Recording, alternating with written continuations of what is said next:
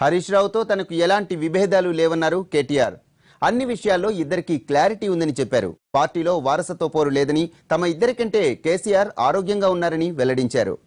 హిమాన్స్ Motors పై స్పందించిన మంత్రి తాను రాజకీయాల్లోకి వచ్చాక కంపెనీ కార్యకలాపాలు నిలిచిపోయాయని చెప్పారు. ప్రభుత్వానికి అవసరమైన వాహనాలు నేరుగా టయోటా సంస్థకే కాంట్రాక్ట్ ఇచ్చి కొనుగోలు చేశామని గుర్తు చేశారు. 2009 నుంచి హిమాన్స్ మోటార్ సంస్థ నష్టాల్లో ఉందన్నారు మంత్రి కేటీఆర్. ట్రస్ట్లకు 2007 నుంచే మినహాయింపులు ఇస్తున్నారని, అలాగే స్వర్ణ భారతి ట్రస్ట్, బసవతారకం ట్రస్ట్లకు మినహాయింపు ఇచ్చామని చెప్పారు.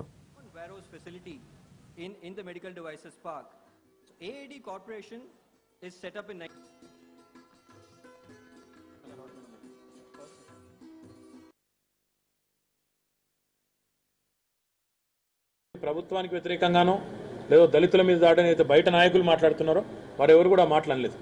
వారు అంటుందల్లా పోలీసులు మమ్మల్ని హింసించారు, పోలీసులకు మమ్మల్ని హింసించే అధికారం ఎవరిచ్చారని అడిగారు.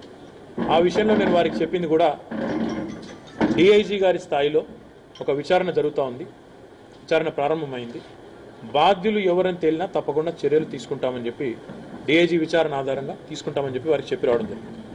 ఆ మాటకు నేను కట్టుబడి ఉన్నాను. ఎందుకంటే ఇంతకుముందే నేను చెప్పినట్టు ఒక ఉద్యమ పార్టీగా ఈరోజు రాష్ట్ర ప్రజల ఆశీర్వాదంతో అధికార పార్టీగా అవతరించిన తర్వాత మాకు పొరపాటున కూడా ఇలాంటి సంఘటనలను సమర్థించుకోవాల్సిన అవసరం కానీ ఇట్లాంటి ఘటనల్ని ప్రోత్సహించవలసిన అవసరం కానీ మాకు లేదు. We believe in friendly policing.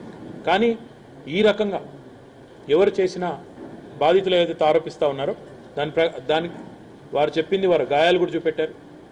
అది వాస్తవం అని తేలితే ఆ విచారణలో తప్పకుండా తగిన విధంగా చర్యలు తీసుకోవడం జరుగుతుందని చెప్పి నేను మీకు తెలియజేస్తాను. దాంతో ఇప్పటిదాకా అన్ని పార్టీల నాయకులు వచ్చినారు, మాట్లాడినారు, చాలా రకాల విమర్శలు చేసినారు. దీని నుంచి